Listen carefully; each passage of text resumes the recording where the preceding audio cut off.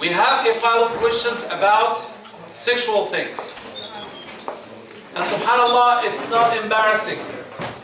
Sex, as I call it, is like a knife. Without a knife in the kitchen, we cannot cook, we cannot cut our meals. Probably some people would starve somewhere. You cannot even hunt animals at certain times without a knife. But if you do not use that knife well, you might cut your hand, you might injure yourself. Worse, somebody could be killed with a knife. But because somebody can be killed with a knife, that doesn't mean that we use it for the good usage of it. Meaning, sex is halal if it's done the way Allah subhanahu wa ta'ala wanted to be done, which is between a husband and a wife.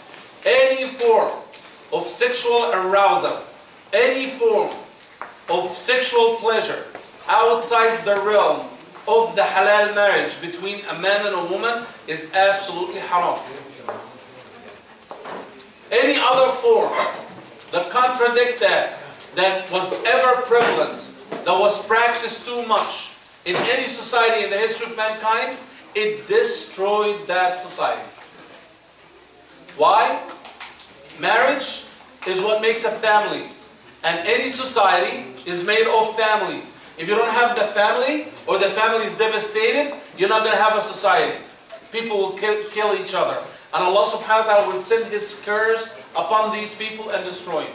Prophet Muhammad said, if people allowed zina, which is fornication or adultery, outside the realm of marriage, and riba, with interest bearing, which we can explain that later, both of these things, if people allowed to see it in their society, then they themselves have asked Allah subhanahu wa ta'ala to bring His torture upon them in this life. So any question in regards to whatever sexual relationship, whatever the hint of a sexual relationship, or the beginning of it, it's the same thing like when I tell you, there are 10 slices of pizza, one of them might be poison. But you don't know which. Would you try to eat any of the 10 thinking that, hey, I might get lucky and it's not the one? No. Prevention. Islam is about prevention. Subhanallah, some people got devastated and destroyed their lives because they said, I'll try this thing for one time. I'll just see what it looks like and then I'll stop. And subhanAllah, think about it. If your self-determination and will is weak enough and you never tasted it and you never tried it, it's not strong enough for you to stop you from the first time, would it be stronger when you actually tried it and maybe tasted it and liked a part of it? 1 time, 2 times, 3 times? SubhanAllah, some kind of drugs, when people try, all it takes, like crack for example, you try it 1 time, you become an addict. And when you become an addict, it's a slippery slope, you are on your way to die. If you didn't lose your mind or kill someone, you're going to OD, you're going to take more and more and more and more, and sometimes people take a dose and kill themselves. When they kill themselves, it's not that the crack killed them. What killed them is that they transgressed against the haram of Allah subhanahu wa ta'ala the first time. What matters always is the first time. So, when people tell me, is chatting boys and girls on the internet halal or haram? You know what? There's somebody somewhere, maybe thousands of miles away, we're not touching, we're not doing anything, is it halal or haram? It's absolutely haram. Why? What is the definition of sin, which is if in Prophet Muhammad sallallahu alaihi wasallam? Al-ithmu ma haka fi sadrika wa karihta an ya'lam an-nas bih. Sin is what lurks in your heart and you hate that someone would know or the people would know about it. Would you go out of your room and tell your parents, hey, I'm so proud, I'm chatting with so many boys today, or so many girls today? Absolutely not. You know it's bad. You know it's to be hidden. And little things starts with little measures. You're talking, and then you're meeting, and then, why open a can of worms, and start that situation. Another thing about this file, and we have all this file about questions that talks about gender relationships or about sexual relationships whatsoever. The whole thing to prevent from self is do not put yourself in front of sexual stimulants. Meaning, again, you allow yourself with a little haram and the little haram will take you to a bigger haram than devastation. What's wrong with watching movies? What's wrong with watching these movie episodes? For you, amongst you who do not know, in 2000 I went to NYU, which is the second best movie school in the country. I wanted to learn media. I wanted to bring a new form of Islamic media. Alhamdulillah, we have two Islamic radio stations that you have as free apps on your iPhone. Islam One Radio and Quran One Radio, you can download it. But I learned the fundamentals of editing movie photographies and so on and so forth. When you ask him, wallahi, they will tell you this. Movie producers, TV episode producers, all these people, what they're looking for is a story as bizarre as it is, and what they're looking for is something shocking. And it's so shocking that will attract people attention to people are willing to pay money. That's the price of an admission ticket to a movie theater so they can see what it's about. That's all they care about.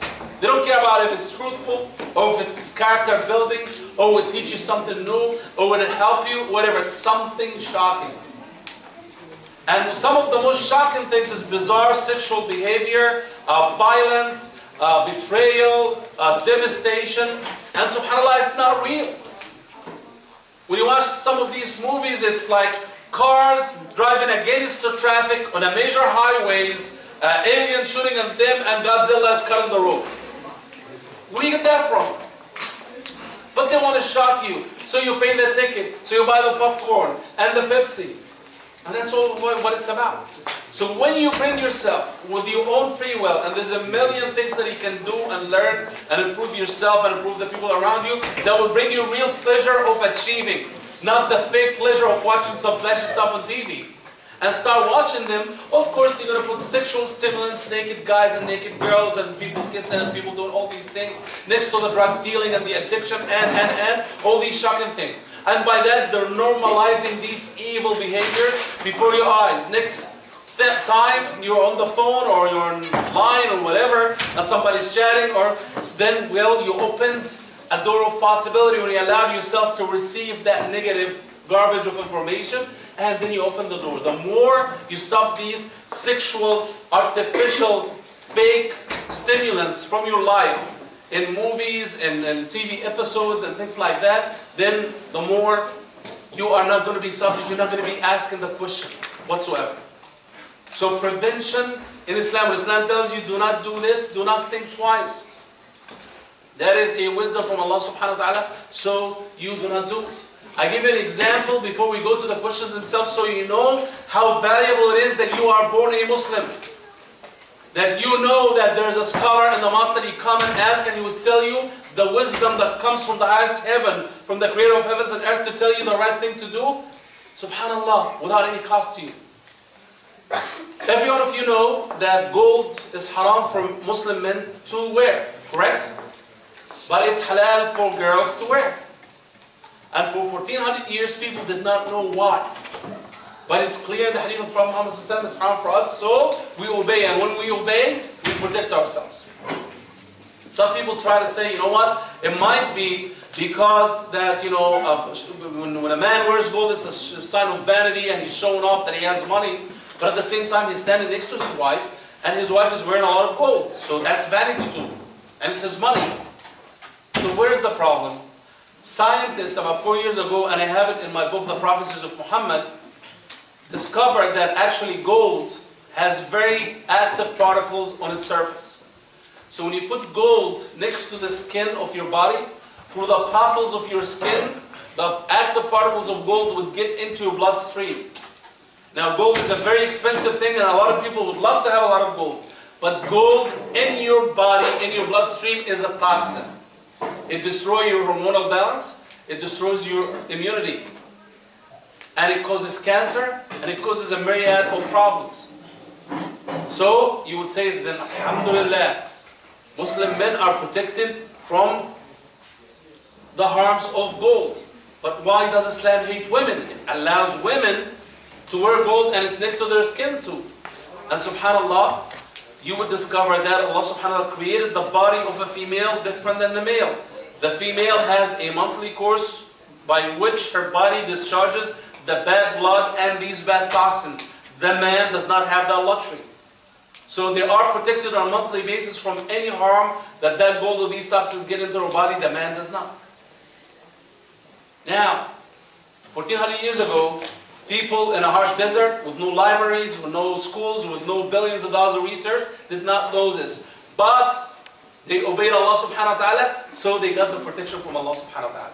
Every little thing in Islam is about this. So always make your question.